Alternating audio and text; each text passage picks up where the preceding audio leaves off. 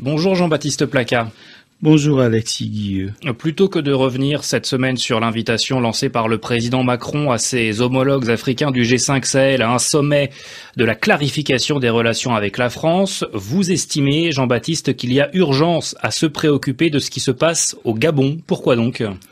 Sans doute parce que le jeu de pouvoir actuellement en cours au sommet de l'État à Libreville donne une impression d'ouverture de testament où l'on se répartit les privilèges dans le cercle très fermé du noyau familial, quelques amis recevant des bibelots, des dépendances, et malheur aux vaincus. Qu'ils soient fondés ou pas, les limogeages et arrestations ressemblent à ce qui se passe lorsqu'échoue une tentative de coup d'État de palais. On limoge et emprisonne pour que les perdants n'aillent pas étaler sur la place publique les maladies honteuses de la famille. Tout cela semble faire peu de cas de l'opinion des Gabonais eux-mêmes, et comme chaque fois que l'on se comporte ainsi, il faut craindre un rejet massif et violent du peuple au moment où l'on s'y attendra le moins. Hélas, qui dit violence au Gabon implique fatalement les étrangers car ce pays demeure sur le continent un de ceux qui comptent le plus d'Africains d'autres nationalités au kilomètre carré en comparaison avec sa population.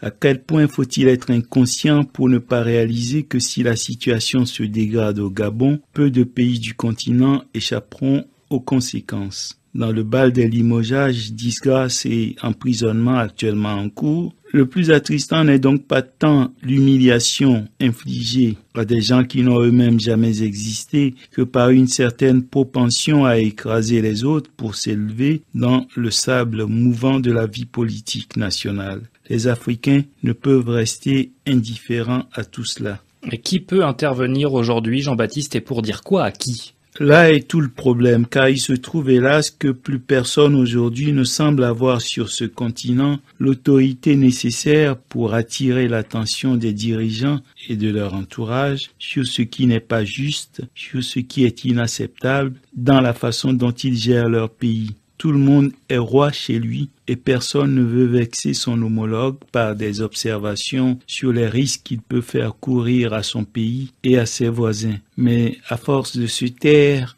là où il aurait fallu parler, on entérine ce que les afro-sarcastiques considéraient naguère comme l'Afrique des roitelets. Chacun chez lui, tout petit dictateur, peut à l'intérieur de ses frontières, faire ce qu'il veut, soumettre son peuple, y compris par des méthodes totalement inacceptables, et au nom, soi-disant, de la souveraineté de chacun, l'on se tait, laissant couver les risques majeurs. Ainsi du génocide, il y a peu, au Rwanda. Alors, Jean-Baptiste, vient le temps des larmes. Oui, des larmes de crocodile, et tout le monde se mêle alors de tout, et l'on perd des années à tenter en vain de ramener la paix là où l'on n'aurait pas dû l'avoir perdue. La Côte d'Ivoire en est un exemple, mais qui s'en mêle aujourd'hui alors que les sources d'inquiétude sont là, visibles à l'œil nu pour les échéances futures. Autrefois, dans l'Afrique des dictateurs au moins, il existait quelques pôles de médiation des chefs d'État qui avaient suffisamment d'autorité pour raisonner certains de leurs pairs. Aujourd'hui, c'est comme si toutes ces boussoles avaient disparu. Aux États-Unis d'Amérique, par exemple, il y a des lois fédérales, une constitution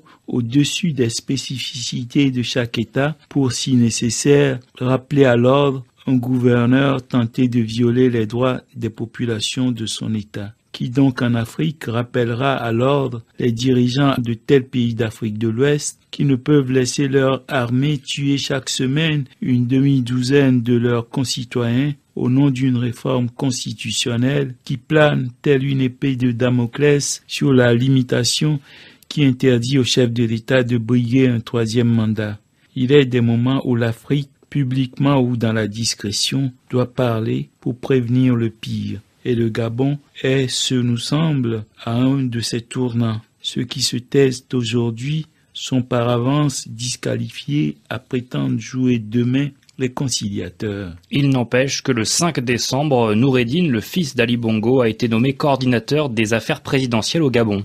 Un poids d'une lourdeur indescriptible sur un jeune homme qui n'a même pas 30 ans. Il a l'âge auquel la plupart des jeunes Gabonais diplômés sont encore au chômage ou cantonnés à de petits boulots. Les charges que lui confère son nouveau titre tendraient à en faire, sinon un président bis, du moins un super premier ministre. La lecture la plus simple que l'on peut faire de cette promotion fulgurante est que ceux qui disent le président irrémédiablement diminué n'ont